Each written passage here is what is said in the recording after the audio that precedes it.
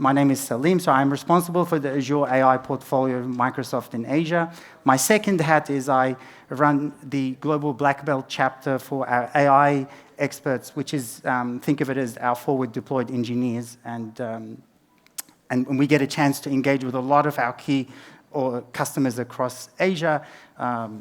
Roughly last year, we delivered 400 MVPs with these customers, so we get a perspective of what's working, what's not working, and that's really the core of what I would like from this session. I'll spare you big, grandiose statements, so apologies, but you have to put something catchy. It's almost like a YouTube. If you don't put that in your catchphrase, the algorithm doesn't find it. But I genuinely believe the AI landscape is changing, right? And I like to look at that in a few ways. Like this level 1, season 1 that I'm a TV series buff. The first season of Gen AI post the ChatGPT moment was it really around this human asking questions and AI providing you answers. We're moving to this level 2 where you assign and let AI execute tasks on your behalf, and then towards this level 3 where we'll be able just to collaborate together seamlessly. The best analogy when we were building this slide that I thought of was in my career around Web 1 to Web 2. There's probably not a lot of people that understood Web 1. Web 1 was very simple, static, HTML, forms. You ended up inputting something that the output was an email to a human to process it. Online banking used to be just somebody that gets a request and then they manually do the ETFs. And when you saw to Web 2.0, when it went dynamic, you had back-end processing, you had databases, you had, in my opinion, the technology that made the major shift was JavaScript and jQuery and asynchronous capabilities that started to run in the browser that opened up that whole Web 2.0. So I believe we're at that tipping point with what's happening with AI as it moves into this level 2. And with everything that you see of that nature, there's obviously a platform shift. So, this platform shift, no difference to what you saw from Web 1 to Web 2, has a number of key capabilities that are required to enable that shift. I'm not here to pitch about our products, honestly, but one of the key things is that with platform shift, it introduces tool chains and capabilities that you build on top. From Web 1 to Web 2, that gave rise to the concept of app servers, the concepts of tool chains that now you look at and you say full stack, and it's the exact same thing. It's going to happen the same thing from this level 1 to level 2 in agentic AI, and we focus all of our research and engineering effort on building that tool chain because we believe that that's required for that shift. When I got to learn about the event, I said, what are some of the things, a lot of people are going to talk to you about agentic. What are the things that I believe I could provide that maybe we can have a discussion around? And I said, I want to focus on 2 things. One is, in order to create this shift, similar to what we saw in Web 2.0, there's going to be a large emphasis on the user experience. What do we need to do on the designing that user experience for this agentic web? And 2, a lot of these are startups. You'll be working with business to consumers, but you'll be also looking at maximizing your growth opportunities with enterprises. And I spent a large amount of time with enterprises. What are some of the things that are important for you to think about for enterprise reliability and credibility so that you can monetize and bring this technology into the corporations that are going to be using it and reimagining their customer engagements? So the first thing is on the user experience, and we take learnings from, again, the previous generation of technology that we saw, and it's this idea that I need to move away from intent-driven outcomes. Nobody wakes up and says, I can't wait to get into Excel. I want to power pivot my way through it. You have intent. You need to do forecasts. You need to do an activity, and we've been conditioned that you have to go and work with so many different applications that are optimized for one single task. And I need to coordinate the coordination of all the things that I need to do across different optimized applications to drive my intent. And we can change that with this agentic web. And one of the things that it's probably better for you to see it, is how are we looking at changing it into intent? And I looked across Microsoft, I was like, where are the good examples I can show you? Whether you're an Outlook user or not, it doesn't matter. It's an application that a lot of users use, and how do you shift that to becoming more like intent-based?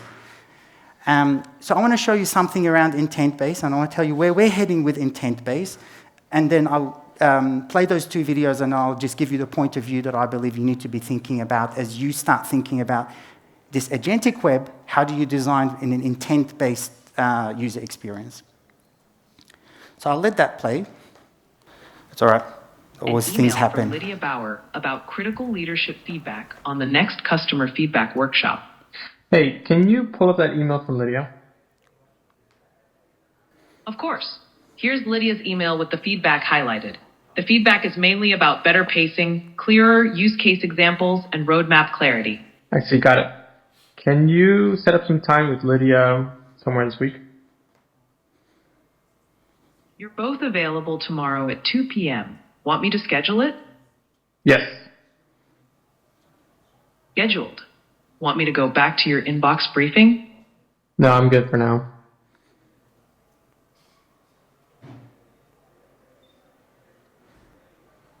Okay. Hey, Copilot, can you remind me I'll pause for a second because the first thing I want to show is, in order to break this pattern of being very application task focused, you saw here how there was ways to move across different aspects of that experience based on the intent of what the user. And of course, that was done in a very narrow silo view of an email, calendaring, booking, things of that nature. This is a concept of what we're working on with the Copilot app. And you'd be looking at it and say, oh God, Microsoft session, it only took 10 minutes to talk about Copilot. Put aside that for a second. To bring that intent-based experience into a corporation, you want to avoid the experience that we saw with apps around the App Store, where if you go to your favorite phone's App Store, you will see thousands of applications. The agentic web, when it makes its way into our lives, nobody is going to come into a corporation and say, what is the tag name of the agent in my 1,000 agents that I need to work with? It's going to be the same. So you have to have an intent base, but you also have to have an entry point that you work with that. You have to have a UI that works, interacts with it.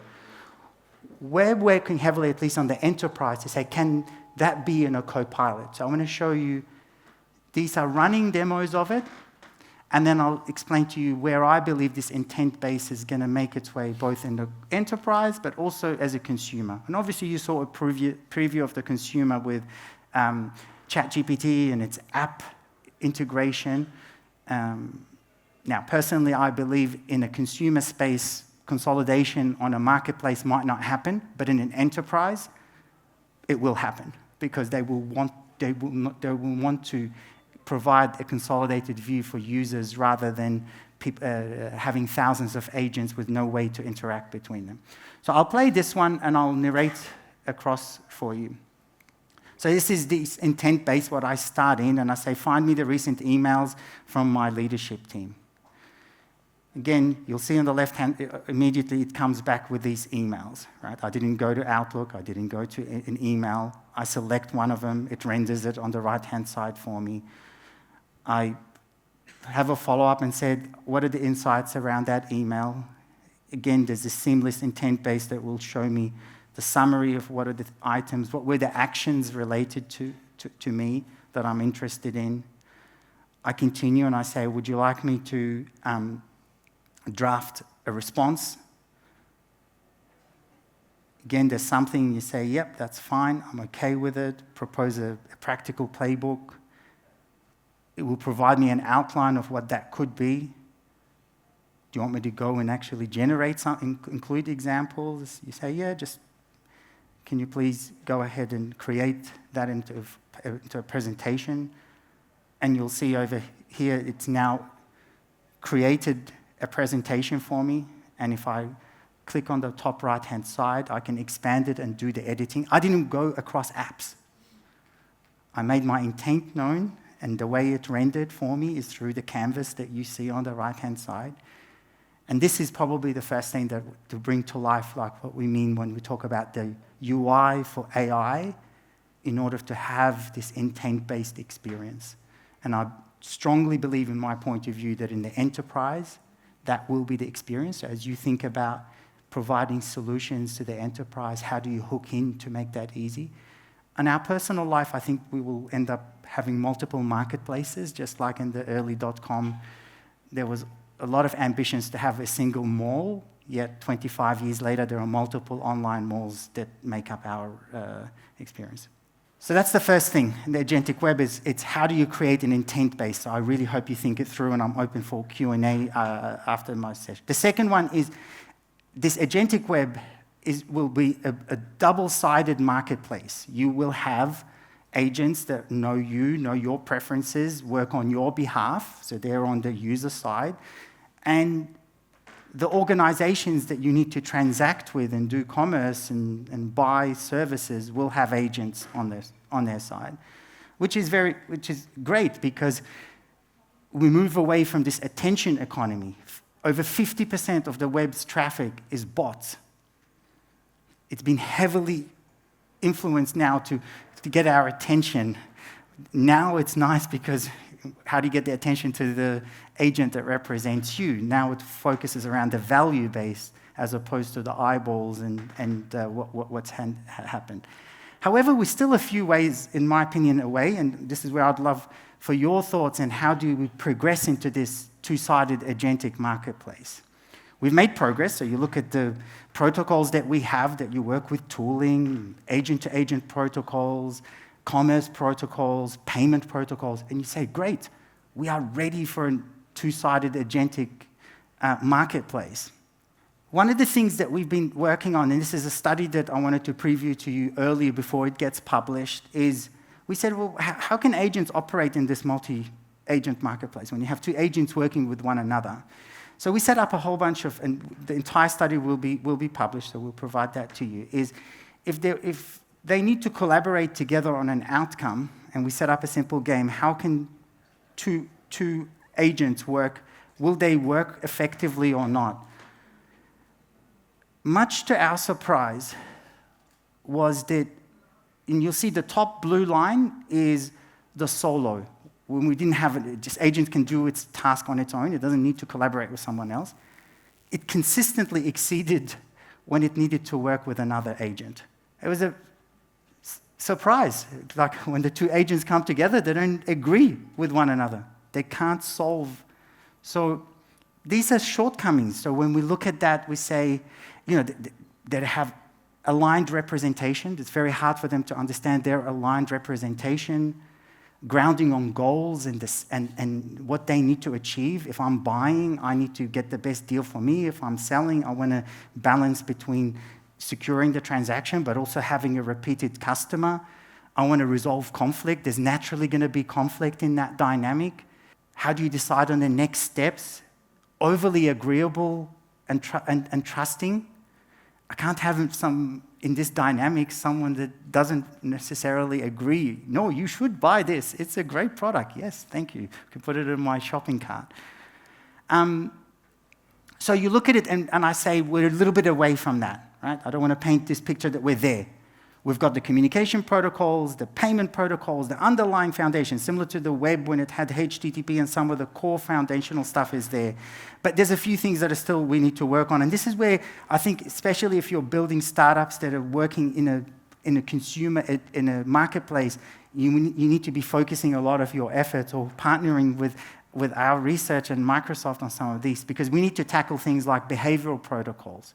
The agents will engage how, when, what to share. Collaborative models. How do you work together when there's an asymmetrical competition in the nature of the dynamic of the two interactions? Ecosystem support for reputation management. How do I know that I can trust the service and I'm willing to transact autonomously against it? Market mechanisms like fair behaviors. What happens in this two-sided agentic marketplace around that?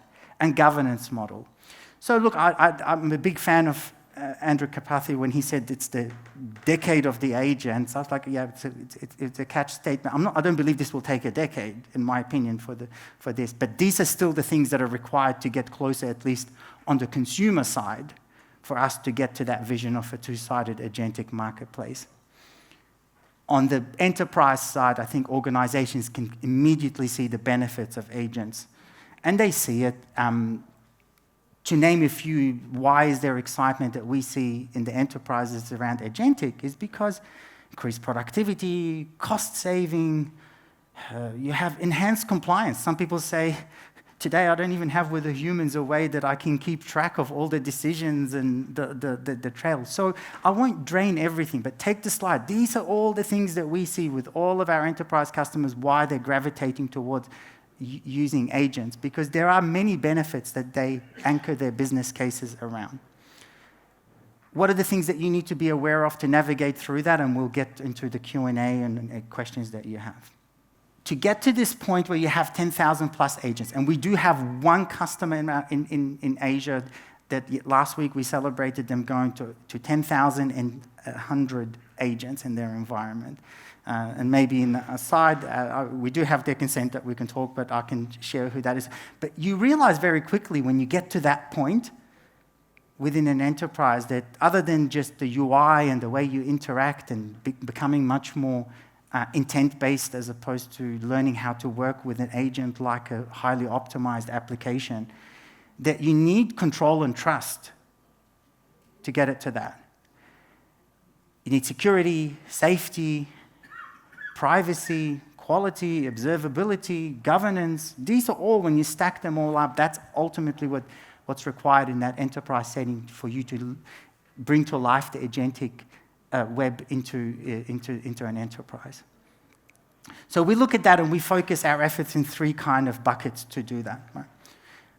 And again, whether you develop agents on the Microsoft platform, separate platform, it doesn't matter. Those are the things that are you need to tackle to enable that in an enterprise setting. Like they don't always work, they go off task, so I need quality in end-to-end. They have vulnerabilities, so I need security from day zero because they're running autonomously and I need to think through. Enterprises are slow to adopt, but they need to be very thorough and governed and they need to have the right controls in place. They're hard to manage, so you need to be thinking about those.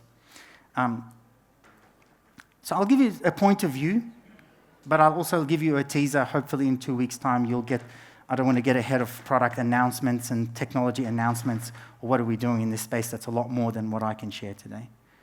One of the things that we've been looking at is, when you look at all of these risks, the common thing people say was, yeah, well, I'll just do, prompts and completion tracking, and I'll manage them. Or Salim, I can solve that one by having an LLM manage another LLM. And you're like, well, some of these risks can't be, they need to be rule-based. They cannot be probabilistic in nature. It's not that simple, right?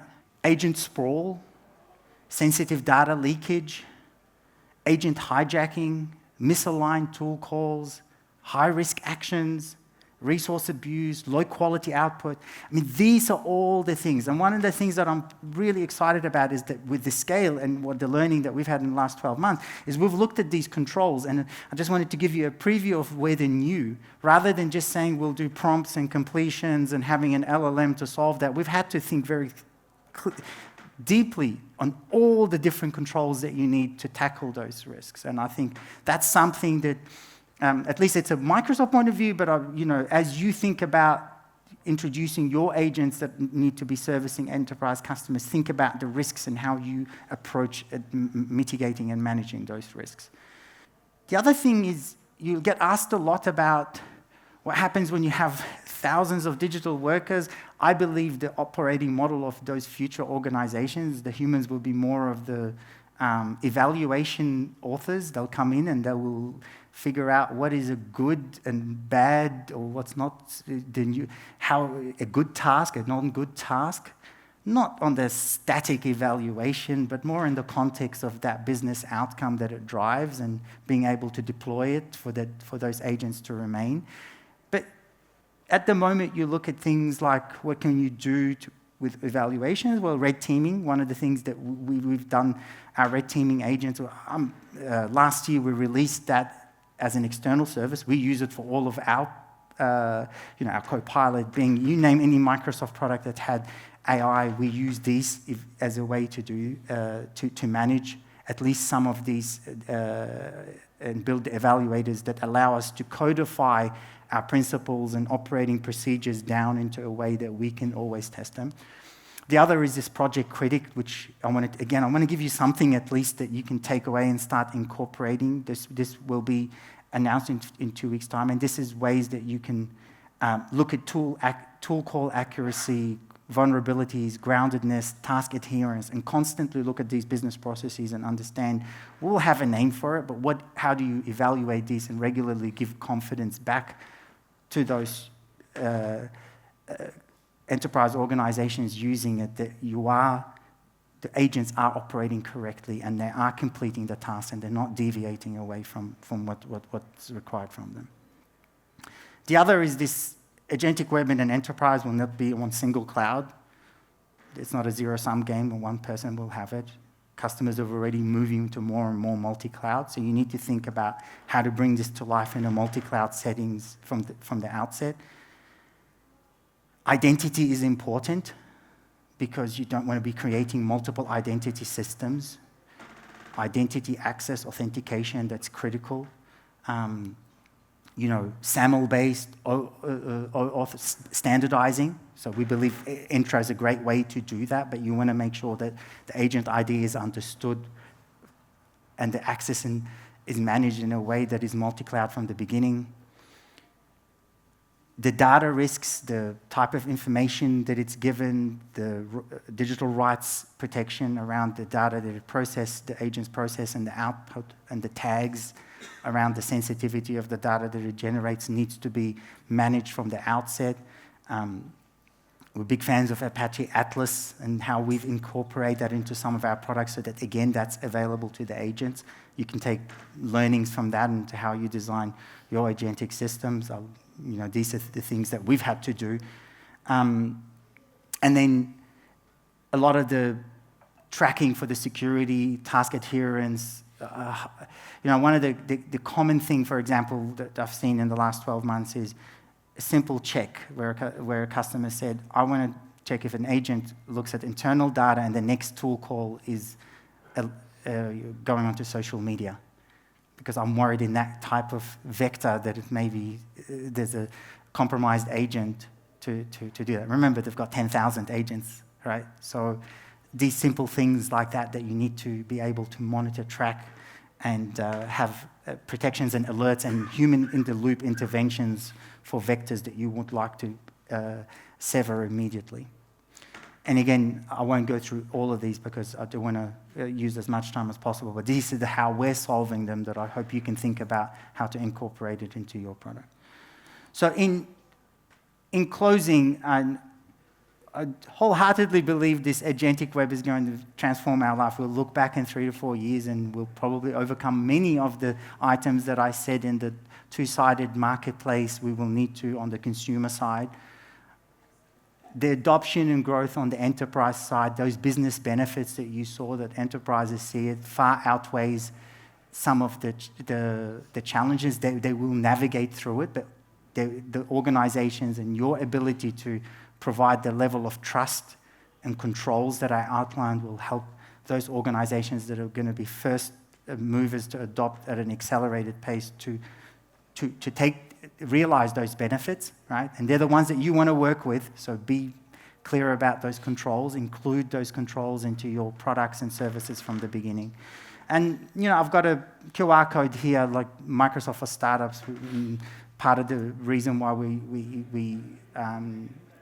we value such forums is that we'd love to work with those organizations that are going to be building the agentic webs, and whether it's in an enterprise or whether it's in our consumer, and we'd love for you to work with you. So this is just a QR code and how you can connect with the Microsoft for Startups if you're not already part of any program. And I'd like to think it's more than just credit. Like I look at startups, it's always this great. Yes, that's given. But I think there's the next thing, which is as you start building that agentic web at scale. There's going to be some core engineering, distributed system designs, and I'd like to think that that's one thing that we can offer. The second is, as we're building that tool chain that I mentioned, we'd love to co-innovate and co-engineer that with the startups that are going to be pushing the boundaries. So I think that would be a second dimension. And the third dimension, if you are targeting the enterprise, we're focusing a lot of our efforts around that single pane of glass for intent-based, so that you can surface your agent as part of it, and the multi-cloud control plane that you have to manage them and get the degree of confidence. Of course, we will have our own agents that we will have for our products, but we also know our customers will build, buy, and do many things in the middle, but those are the two things, and we can work together in a go-to-market effort that allows you to get your technology into the enterprise and a mutual benefit for all parties. Thank you.